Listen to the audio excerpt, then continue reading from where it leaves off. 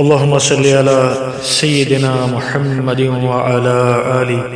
سيدنا محمد وبارک وسلم۔ جس طرح حضور علیہ الصلوۃ والسلام کی مبارک ذات پر درود و سلام پڑھنے کے بے شمار فضائل و برکات ہیں، لیکن ایک تنبیہ اور ایک وارننگ بھی ہمارے لیے ہے کہ جب حضور علیہ الصلوۃ والسلام کا ذکر خیر ہو، آپ علیہ الصلوۃ والسلام کا مبارک اسم گرامی ہم لیں یا سنیں یا کہیں پڑھیں یا کہیں لکھیں، تو اکثر اوقات ہم غلطی کرتے ہیں کہ حضور علیہ الصلوۃ والسلام کے اسم مقدس کے ساتھ صلی اللہ علیہ وآلہ وسلم یعنی کہ درود و سلام نہیں پڑھتے۔ حضور علیہ الصلوۃ والسلام نے ایک دن ارشاد فرمایا، ممبر لے آؤ۔ جب آپ پہلے درجے پر چڑھے تو فرمایا آمین۔ پھر آپ علیہ الصلوۃ والسلام دوسرے درجے پر چڑھے تو فرمایا آمین۔ پھر حضور علیہ الصلوۃ والسلام تیسرے درجہ پر چڑھے تو فرمایا آمین۔ جب حضور علیہ الصلوۃ والسلام نیچے اترے تو ہم نے عرض کی، یا رسول اللہ صلی اللہ علیہ وسلم، آج ہم نے آپ کے منہ سے ایسی بات سنی ہے جو پہلے کبھی نہیں سنی۔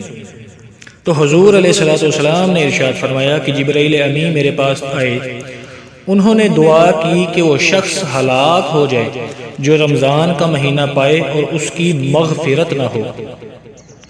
آپ علیہ الصلوۃ والسلام ارشاد فرماتے ہیں کہ میں نے کہا آمین۔ پھر حضور علیہ الصلوۃ والسلام نے ارشاد فرمایا،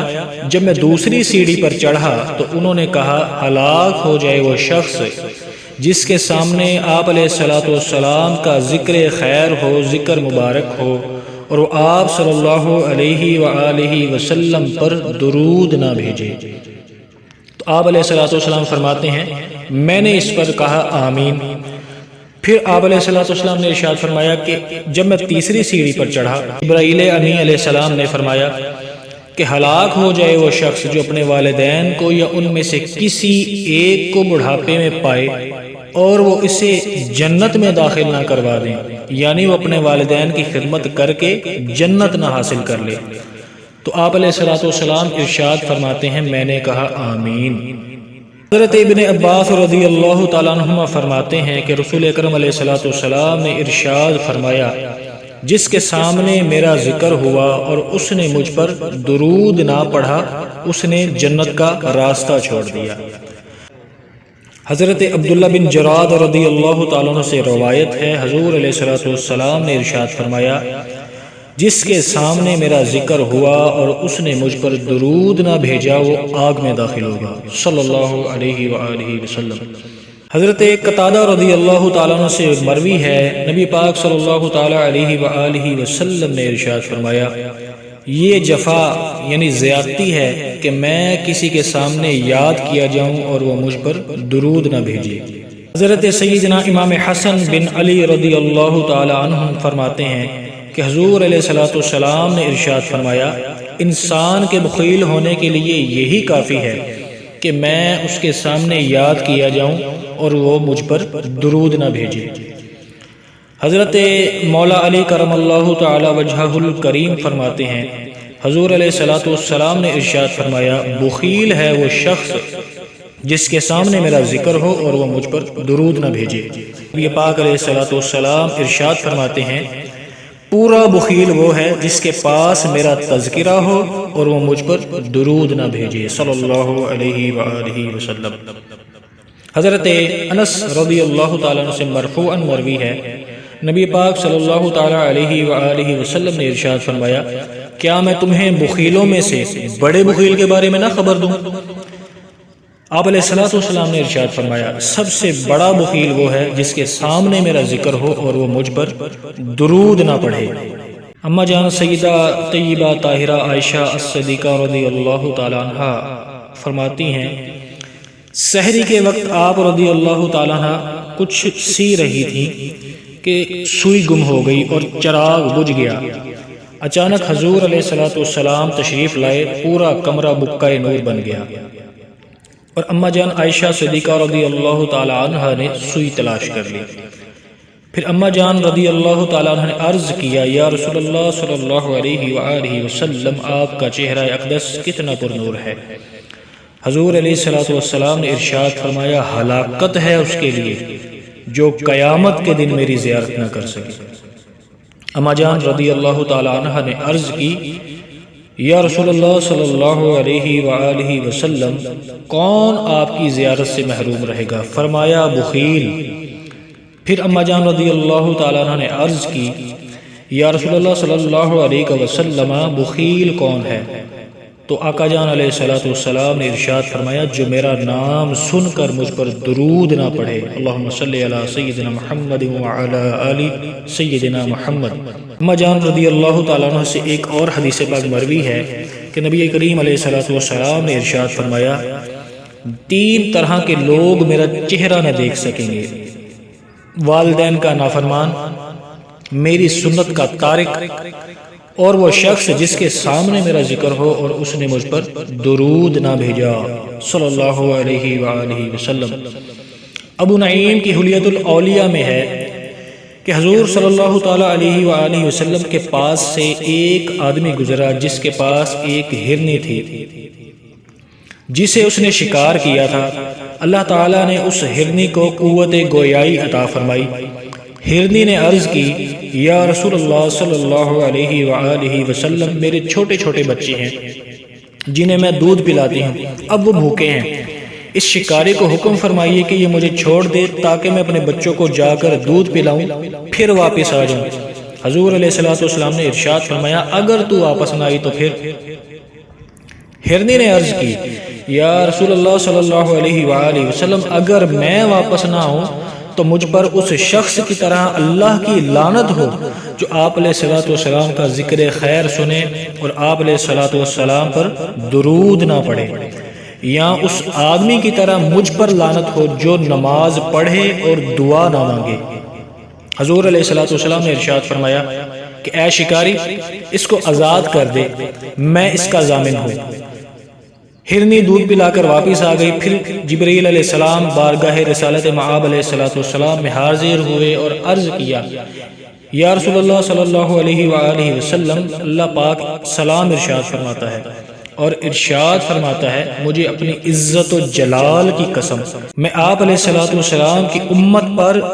اس سے بھی زیادہ مہربان ہوں جیسے اس ہرنی کو اپنی اولاد پر شفقت ہے، اور میں آپ کی امت کو آپ کی طرف لوٹاؤں گا جیسے ہرنی آپ کی طرف لوٹ کے آئی۔ حضرت ابو ہریرہ رضی اللہ تعالیٰ عنہ سے مروی ہے نبی پاک علیہ السلام نے ارشاد فرمایا جب لوگ کسی مجلس میں بیٹھے اور اس میں نہ اپنے اللہ کا ذکر کرتے ہیں نہ اپنے نبی پر درود پڑھتے ہیں، قیامت کے دن وہ مجلس ان کے لیے باعث حسرت ہوگی، اور اللہ چاہے تو ان کو عذاب دے اور چاہے تو ان کو بخش دے۔ حضرت سیدنا ابو سعید خدری رضی اللہ تعالیٰ عنہ نبی پاک علیہ السلام سے روایت کرتے ہیں کہ حضور صلی اللہ علیہ وآلہ وسلم نے ارشاد فرمایا کسی قوم نے کوئی مجلس قائم کی اور اس میں مجھ پر انہوں نے درود پاک نہ پڑھا تو ان کے لیے حسرت کا باعث ہوگی، اگرچہ دوسری نیکیوں کے ثواب کی وجہ سے وہ لوگ جنت میں بھی چلے جائیں۔ حضرت جابر رضی اللہ تعالیٰ عنہ سے مروی ہے حضور علیہ السلام نے ارشاد فرمایا جو قوم اپنے اجتماع سے بغیر اللہ کے ذکر کے اور بغیر درود پاک پڑھے اٹھ گئی وہ مردار کی بدبو پر سے اٹھی۔ حضرت عبداللہ بن مسعود رضی اللہ تعالیٰ عنہ سے مروی ہے حضور علیہ السلام نے ارشاد فرمایا جس نے مجھ پر درود نہ بھیجا اس کا کوئی دین نہیں۔ حضرت ابو ہریرہ رضی اللہ تعالیٰ عنہ فرماتے ہیں کہ حضور علیہ السلام نے ارشاد فرمایا ہر وہ کلام جس میں اللہ پاک کا ذکر نہ ہو اور اللہ کے ذکر اور مجھ پر درود بھیجنے کے ساتھ نہ شروع کیا جائے وہ برکت سے محروم اور خالی ہوتا ہے۔ نبی پاک صلی اللہ تعالیٰ علیہ وآلہ وسلم نے ارشاد فرمایا ہر با مقصد کام جو اللہ کے ذکر اور پھر مجھ پر درود سے شروع نہ کیا جائے وہ بھلائی سے خالی ہوتا ہے۔ حضرت ابن مسعود رضی اللہ تعالیٰ عنہ فرماتے ہیں جب تم میں سے کوئی اللہ پاک سے کسی چیز کو طلب کرنے کا ارادہ کرے تو پہلے اس کی ایسی مدح و ثنا کرے جو اس کی شان کے لائق ہو، پھر حضور علیہ السلام پر درود بھیجے، اس کے بعد دعا مانگے، اس طرح وہ کامیاب ہونے اور مقصد کو حاصل کرنے کے قابل ہوگا۔ حضرت عبداللہ بن بصر رضی اللہ تعالیٰ عنہ سے مروی ہے کہ نبی پاک صلی اللہ علیہ وآلہ وسلم نے ارشاد فرمایا، ہر دعا حجاب میں رہتی ہے حتیٰ کہ اس کی ابتدا میں حمد الہی اور حضور علیہ السلام پر درود پڑھا جائے، پھر دعا مانگے تو اس کی دعا قبول ہوگی۔ حضرت عبداللہ بن عباس رضی اللہ تعالیٰ عنہ نے فرمایا، جب تم اللہ سے دعا کرنے لگو تو اپنی دعا میں حضور علیہ السلام پر درود بھیجو، کیونکہ درود تو یقیناً مقبول ہے، اور اللہ کے کرم سے یہ بعید ہے کہ وہ دعا کا کچھ حصہ قبول کرے اور کچھ رد کر دے۔ حضرت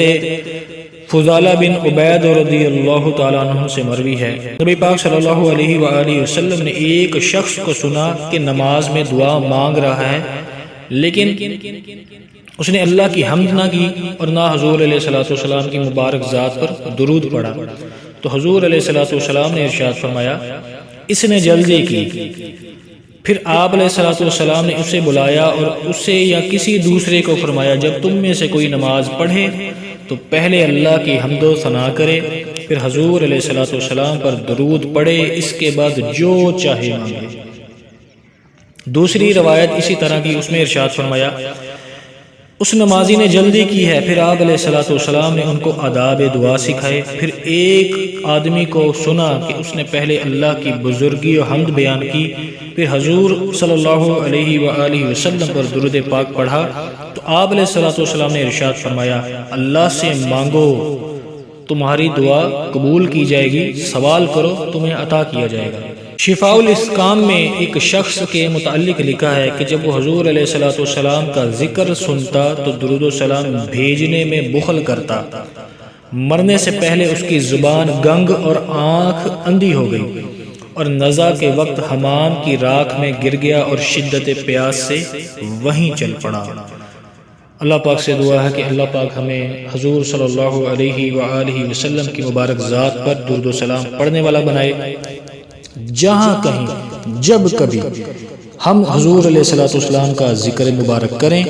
آپ علیہ السلام کا ذکر خیر سنیں، پڑھیں، لکھیں، ہمیں ساتھ ساتھ درود و سلام پڑھنے کی، بھیجنے کی، تلقین کرنے کی توفیق عطا فرمائے۔ اللہم صلی علی سیدنا محمد وعلی آل سیدنا محمد وبارک وسلم۔